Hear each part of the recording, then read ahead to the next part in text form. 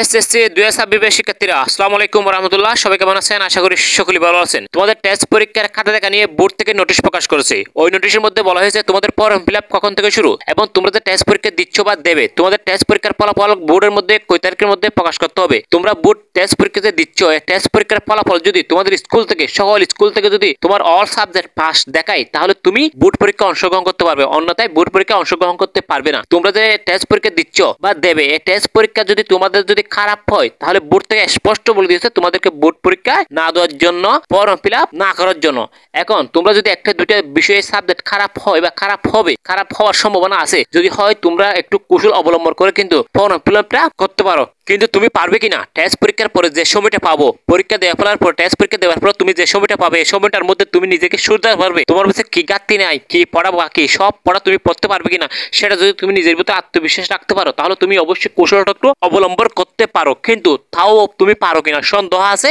আমরা সব বিষয় নিয়ে আজকের ভিডিওতে আলোচনা করব। প্রথমে আসি তোমাদের ফর্ম ফিলআপ কখন থেকে শুরু। শিক্ষা বোর্ড থেকে জানিয়েছে তোমাদের ফর্ম ফিলআপ আগামী 1 মার্চ থেকে শুরু, অর্থাৎ 2026 সাল থেকে 2026 সালের 1 মার্চ থেকে তোমাদের ফর্ম ফিলআপ শুরু হবে। তোমরা যে টেস্ট পরীক্ষা দিচ্ছ বা টেস্ট পরীক্ষা দেবে এই টেস্ট পরীক্ষার ফলাফল আগামী 26 ফেব্রুয়ারির মধ্যে বোর্ডের মধ্যে জমা দিতে হবে। সকল স্কুল থেকে তোমাদের ফলাফল 26 ফেব্রুয়ারির মধ্যে প্রকাশ করতে হবে, জমা দিতে হবে।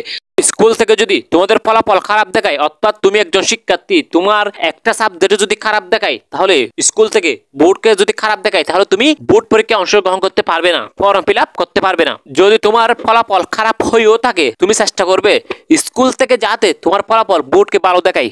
এখন চলতেছে ডিসেম্বর, অনেকেরই টেস্ট পরীক্ষা চলতেছে, সামনে জানুয়ারির মধ্যে অনেকেরই টেস্ট পরীক্ষা চলবে। টেস্ট পরীক্ষা দেওয়ার পরে কিন্তু ফেব্রুয়ারি মার্চ আমাদের হাতে কিন্তু ফুল 2 মাস টাইম রয়েছে। এই সময়টাকে তোমাকে কাজে লাগাতে হবে। যদি তুমি টেস্ট পরীক্ষার মধ্যে একটা দুইটা সাবজেক্ট খারাপ করেও থাকো তাহলে অবশ্যই তুমি চেষ্টা করবে তোমার অভিভাবককে নিয়ে গিয়ে স্কুলের মধ্যে স্যারের সাথে কথা বলে তোমার ফর্ম ফিলআপটা করে ফেলতে। এই ফর্ম ফিলআপ সম্পূর্ণ তোমার স্কুলের স্যারের উপর ডিপেন্ড করবে তোমাকে ফর্ম ফিলআপ করাবে কিনা। এখানে বোর্ডের কোনো হাত নেই, তাই তুমি চেষ্টা করবে তোমার ফর্ম ফিলআপ তুমি করে ফেলতে। একটা দুইটা সাবজেক্ট যদি খারাপ হয়েও থাকে তুমি যদি মনে করো যে একটা সময় আছে এই সময়টার মধ্যে আমি নিজেকে গোছাতে পারবো, আমার যে সাবজেক্টের ঘাটতি আছে এই সাবজেক্টের পড়াগুলো আমি পোষাতে পারবো, ঠিক তখনই তুমি এই কৌশলটা অবলম্বন করবে।